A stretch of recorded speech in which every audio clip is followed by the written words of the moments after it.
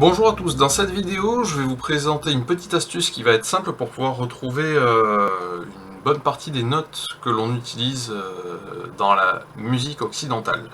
Alors si vous n'avez pas vu la première vidéo sur comment retrouver les repères visuels, je vous invite à aller y faire un petit tour de manière à pouvoir quand même un peu mieux cerner ce dont on va parler.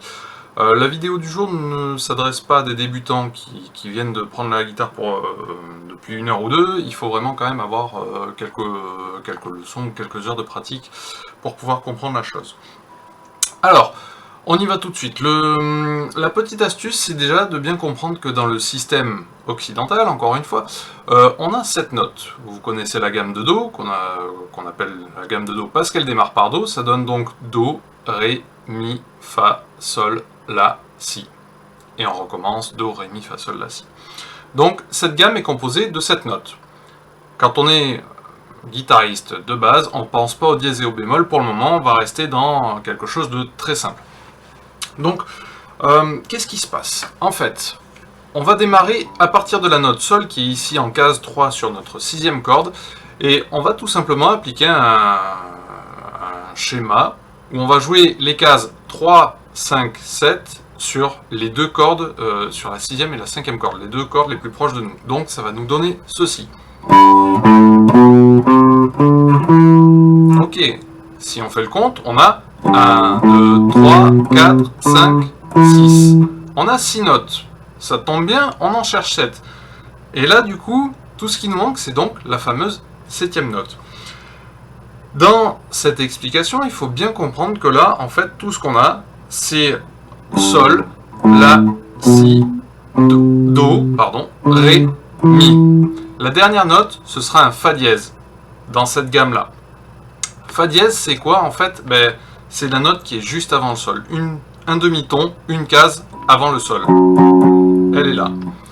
Ce qu'il y a de magique avec ce principe, c'est que déjà, vous avez 6 notes qui sont faciles à placer. Si on utilise bien le système index, majeur, petit doigt, elles sont sur les mêmes cases, les unes au-dessus des autres. Et si on commence par la 7e, donc le Fa dièse. Mais alors me direz-vous, comment est-ce qu'on fait pour continuer par la suite, pour retrouver le Fa dièse?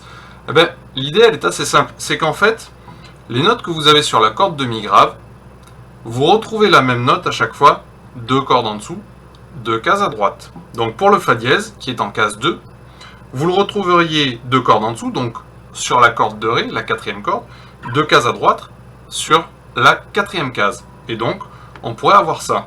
Si je commence par le Sol, et ensuite comment on fait? Pareil, le Sol qui est en case 3 sur la corde de Mi, vous le retrouvez sur la corde de Ré, la 4e corde, en case numéro 5. Donc, ça terminerait comme ça.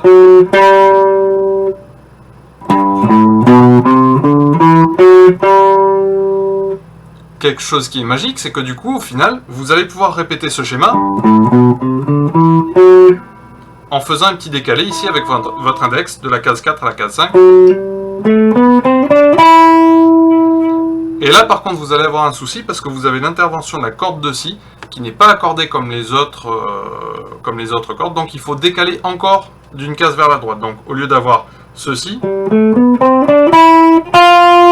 fait, le vrai schéma, ce serait de faire 5, 7, 9.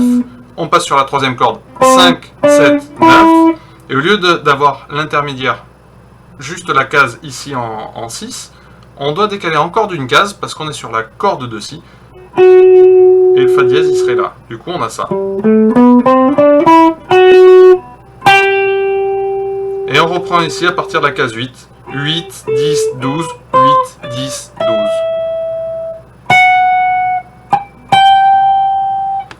Et à partir de là, vous avez un moyen simple de faire la gamme de Sol majeur, parce que d'ailleurs c'est la gamme de Sol majeur qu'on fait ici. Donc c'est une astuce qui est facile pour retrouver plusieurs notes. Ça c'est dans une tonalité, mais ça marche dans plein de tonalités. Dès l'instant que vous envisagez, encore une fois, ce sera pas l'absolue vérité, mais que vous envisagez que la première note que vous jouiez soit votre fondamentale, votre note qui donne le nom à la gamme, on va dire, Là, vous allez toujours avoir ce système. Par exemple, si je démarre d'ici en case 7 pour changer un peu.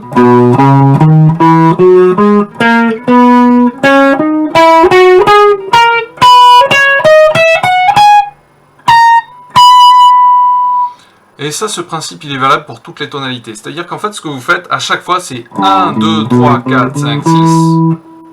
La septième qui est juste un demi-ton avant votre répétition de la une. Et après, vous refaites le même schéma.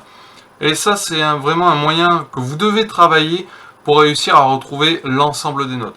C'est vraiment, c'est pas si compliqué que ça au final, mais c'est juste qu'il faut le travailler sans se poser la question de est-ce que je joue des dièses ou des bémols. Non, vous cherchez pour le moment à jouer 1, 2, 3, 4, 5, 6. Et la septième, eh bien, si vous démarrez sur la corde de Mi, votre octave, donc la répétition de votre première note, elle va se faire 2 cordes en dessous, 2 cases à droite, et la septième, elle est un demi-ton avant. Donc il vous suffit juste de vous entraîner, quelque temps bien entendu, à faire ce petit passage. Et à bien voir que la septième, elle est, hop, si je ne me trompe pas, qu'elle est juste un demi-ton avant la répétition de votre octave. Et là, ça va vous faire vraiment un exercice d'entraînement super pratique pour pouvoir réussir à comprendre comment sont positionnées les 6 notes de base, ce qu'on a là. Pardon. Là, donc les 6 premières notes, et la septième qui vient ici. Donc, travaillez ceci, vraiment, vous allez voir que ça va grandement vous aider à faire déjà un marquage, à bien repérer, et répéter aussi d'ailleurs les notes qu'on utilise dans le système occidental de la musique. Encore une fois, il y aura des petites nuances par la suite, mais ça, c'est vraiment un travail qui est super pratique, qui est super efficace, et qui va vraiment vous aider à faire du repérage. J'espère que ces conseils vous ont été utiles. Si jamais vous avez des questions ou des remarques, ou des commentaires positifs, n'hésitez pas à les mettre en dessous de la vidéo, dans la description. J'y répondrai avec grand plaisir. Et si vous avez des suggestions, des idées de vidéos par la suite, des points que vous voudriez éclaircir en tant que guitariste débutant, n'hésitez pas à me le signaler non plus. Je vous souhaite une bonne fin de journée et je vous dis à la prochaine. Ciao!